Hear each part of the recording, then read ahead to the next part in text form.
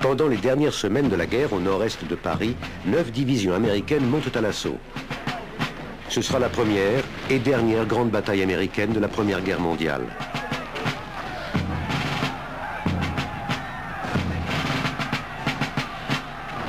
En seulement 3 heures, l'armée américaine enverra plus d'obus que durant toute la guerre de sécession.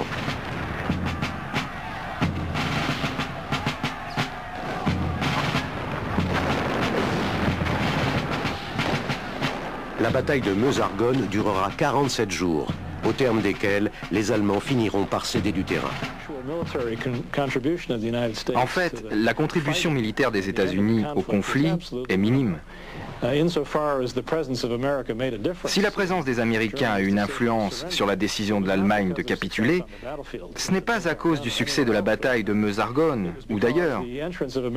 C'est parce que l'entrée de l'Amérique dans la guerre et le fait que ses troupes traversent l'Atlantique aussi rapidement et en aussi grand nombre laissaient présager aux Allemands la perspective de renforts illimités du côté des Alliés. L'armée allemande bat désormais en retraite sur tout le front ouest.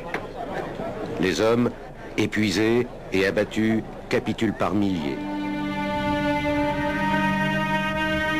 Fin octobre, Ludendorff fuit l'Allemagne.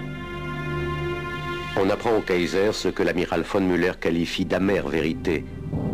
L'Allemagne va perdre la guerre. Tour à tour, tous les alliés du Kaiser s'effondrent.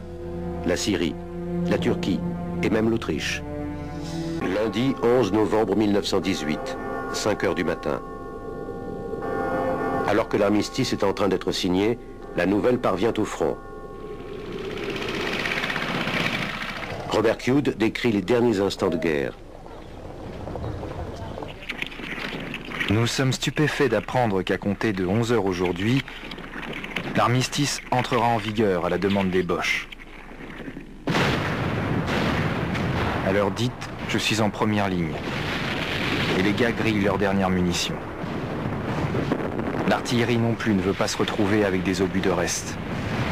Jusqu'à l'heure exacte de l'armistice, ils vont tirer autant d'obus qu'ils peuvent. Puis, à la 11e heure du 11e jour du 11e mois de 1918, les canons de la Grande Guerre se taisent enfin.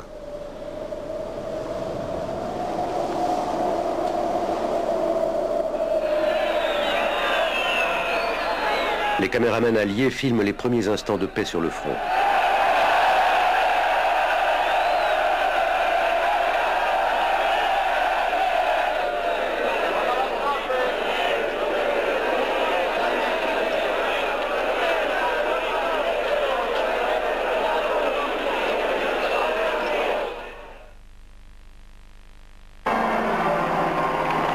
Dans les villes alliées, la rumeur se confirme et les gens descendent dans la rue.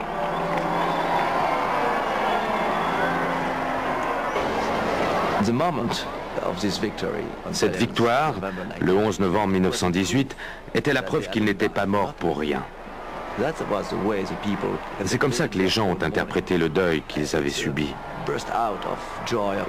C'est une explosion de joie qui peut s'expliquer par une grande fierté nationale et la certitude que la guerre est définitivement terminée.